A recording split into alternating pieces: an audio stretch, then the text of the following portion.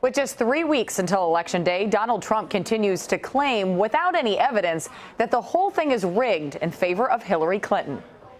Instead of being held accountable, Hillary is running for president in what looks like to many people a totally rigged election.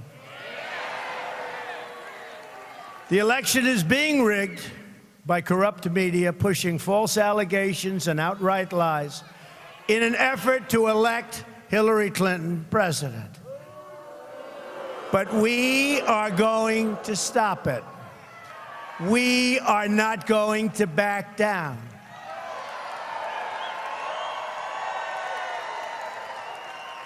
False stories, all made up, lies, lies. No witnesses, no nothing, all big lies. The Republican nominee also sent a series of tweets on Sunday claiming the media is coordinating with Clinton to take him down by publishing stories about his alleged sexual assaults, incidents he says never happened. This all comes as new polls showed Trump losing support in key battleground states.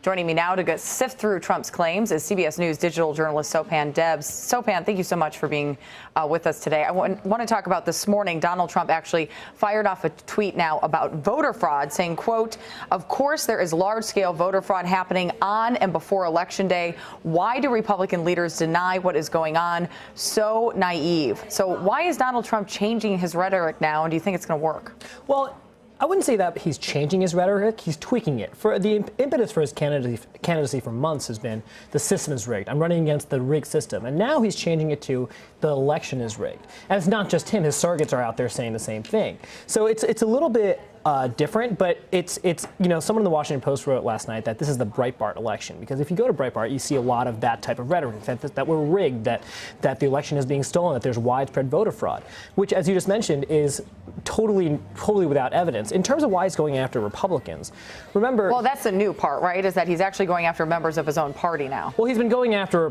Republicans that haven't endorsed him for weeks and months. But the funny thing is about him going after Paul Ryan and Republican leadership is that they've all endorsed him. They also support him. Now, Paul Ryan has said, hey, we're not going to campaign together and I'm not going to defend him, but I'm still going to support him. So it might be a little bit misplaced, but the fact of the matter is Donald Trump will go after anyone who doesn't support him, who isn't full-throated supported him.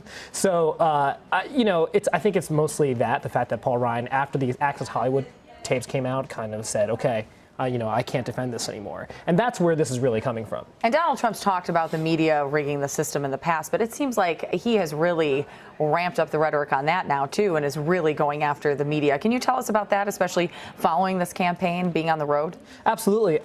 Look, now Donald Trump is saying in speeches that this is a global conspiracy. The media is in on it. His own party's leadership is in on it. Obviously, Hillary Clinton is in on it. Last week he said Carlos Slim, a Mexican billionaire who is a shareholder of the New York Times, is in on it. The polls are rigged. Everything under the sun is rigged to keep him from becoming president because he is, from outside the system. So how is the crowd reacting when he uses that and starts talking about the media and going after the media? Well, the crowd has booed the media at Trump rallies going back, a year and a half. That's just part of the gig. But has the vitriol been upped a little bit? Yeah, that's definitely the case. But remember, Donald Trump supporters are very passionate, and they turn out in large droves at these rallies, and they're kind of like concerts. They love being there, and they love hearing what he has to say. So when he's saying this stuff, they're applauding. They are 100% in agreement with him that the system is rigged, and the election is rigged, and the media is rigged. Everyone that has non-full-throated support of Donald Trump is in essence rigged and kind of in on it. We're just a few weeks away now from Election Day. It's hard to believe. You've been following since day one. How have you seen how he talks to these rallies and these crowds? How has it changed throughout the months? And in these last few weeks, how do you think it may change? Well, it's an interesting question because, he's been campaigning now for about a year and a half, let's say, give or take. And what has happened is, he went 8 months in the primaries, going off prompter, going on wild tangents and speech after speech after speech. And then a couple campaign managers later, Kellyanne Conway took over and Steve Bannon took over, and suddenly he's on prompter. But even when he's on prompter, he's, going off message a little bit, But in the last couple of weeks, he's been going off prompter. Even though the teleprompter's up, he's been, kind of veering off the prepared text a lot more. And which is kind of interesting. Remember last week he tweeted, the shackles are off me. And he's kind of, going scorched earth. Anyone who he feels, is keeping him from getting the election, he's going scorched earth on that, whether that's Paul Ryan, Hillary Clinton, the New York Times, the Washington Post, the media in the back of the room. I expect that the rhetoric to be ratcheted up in the next couple weeks. It'll be interesting to watch for sure. But I expect it to be more of the scorched earth campaigning rather than the big tent campaigning that a lot of Republicans thought Donald Trump would need to do to win the general election. It's fascinating. Just a few weeks ago. Sopan Deb, thank you so much for being with us. Now get back out on the road. We need you out there. Thanks so much for having me. Thanks.